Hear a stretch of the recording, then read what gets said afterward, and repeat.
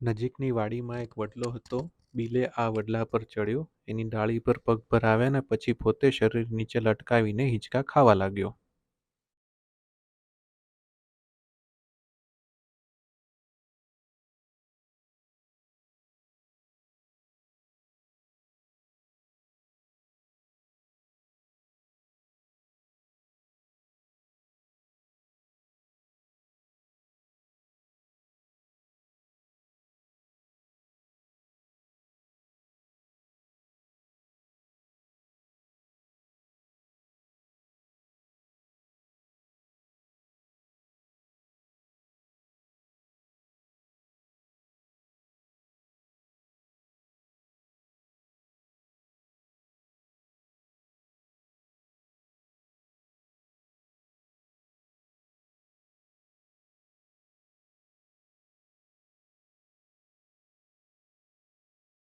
જીવરાજ એક સામાન્ય ખેડૂત હતો. તેની પાસે મિલકતના નામે પોતાના દાદાના વખતનો કૂવો હતો, પણ જીવરાજ પારકી છઠ્ઠીનો જાગદલ અને માણસાઈનો રખેવાળ હતો. કુદરતે કસોડી કરી હોય એમ તેને સંતાન નહોતા.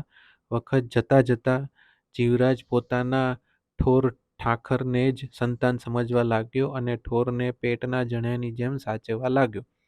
તેણે પોતાના બેઉ બળદના નામ પણ પાડેલા હતા, એકનું કેસર ને બીજાનું કાનુડો.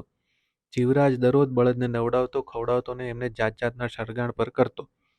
બળદો સાથે વાતો પણ કરતો વટેમાર્ગુ, અને તે જોઈને એમ લાગતું કે જીવરાજનું ખસી પણ ગયું છે.